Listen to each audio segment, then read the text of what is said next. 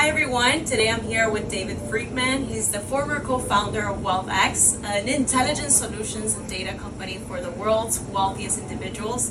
David, thank you so much for being here with us today. I want to start off by asking you to tell us a little bit about how was that experience of building WealthX? Yeah, well, first of all, it's great to be here, so thank you for having me in this lovely environment. First of all, let me start with a kind of a macro view, which is, as an entrepreneur, it's a common experience that you really have to have kind of emotional fortitude or courage, because one day you wake up and you think you're going to fundamentally change the world, and the next day you wake up and you're like, what am I doing? Right? For every entrepreneur who's built a company, that's a common experience. So around WealthX, I'm really proud, and I've been thinking about this a lot lately. I just turned 50 last year, and WealthX has become really as the gold standard or global brand in the ultra high net worth data space. And so I've been very proud when people come up to me all the time across different industries, whether it's luxury, financial services, and say, when they find out that I was a co-founder, they love the dossier, like they love the product, and so that's always great as a founder. When we started WealthX at the time, and my co-founder was Chief Information Officer of Forbes, and so the original idea was incubated or thought about or came out of Forbes' attempt to try to append data to their subscribers and build a data product. And that was the genesis of the concept, and then we ended up starting the company later. But and actually we were based in Singapore. But up till then, all of the data, and even to this day, a lot of the wealth data infrastructure and platforms had always been engineered around household income.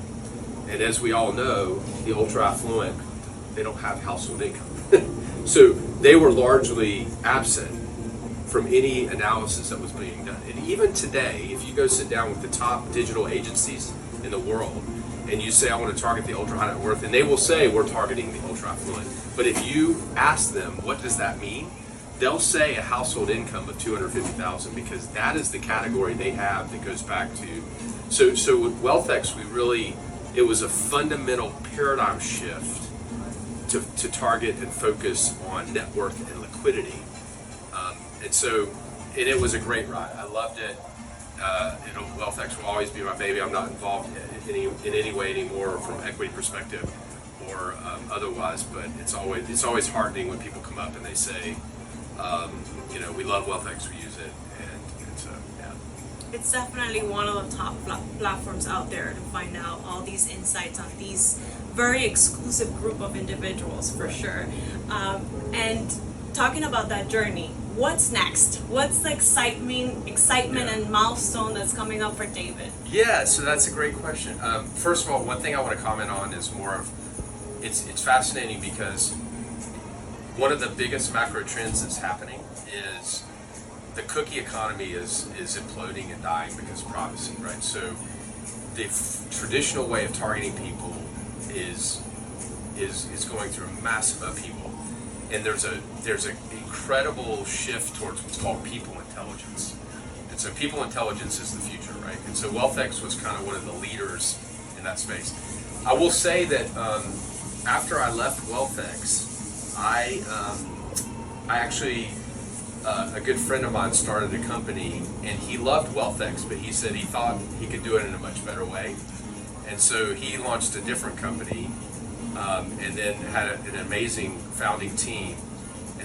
So I was the first outside investor, and that company is called Windfall. And they actually do everything I kind of wanted to do at WealthX that we never did on the AI side. They're doing from a wealth data AI perspective. And so, for example, and I'll give you just one example that's really fascinating. They have a new product, and it's hasn't been really launched into the market yet, so it's kind of top secret. Yeah. But it allows you to segment your CRM data, but not only segment it, you can then take and build audiences, and then you can amplify and track those audiences across every digital platform. That's one thing. But the second thing that's really interesting they're doing is they're using AI to then write instantaneously a bespoke, real-time profile and dossier right then and there on anybody in your CRM system. And I wrote about that 3 or 4 years ago. I wanted to do that with Wealth-X. We never did that. So I think Windfall will fundamentally change the way people target, and they're definitely more integrated into the whole ad tech, the ability to activate the data. So that's one thing. The other thing I think is really interesting that I'm involved in. I'm on the advisory board of a company based here. It's backed by Christie's, the auction house, and it's a alternative luxury fractionalization / co-investment platform on alts.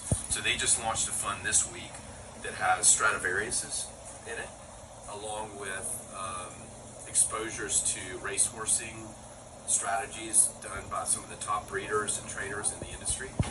But the thing that's really interesting, and this is the trend that's fascinating, it's really merging together, infusing together what I think is the future of investing, which is experiential investing. So it's taking communities and providing exclusive access to assets and experiences in the context of investment. And I think that's going to be something that drives inclusion for, as you think about the next wealth transfer, which is going to be the next generation, the 30 trillion, next gen, plus women, and all these, McKinsey's talking about a lot of these factors.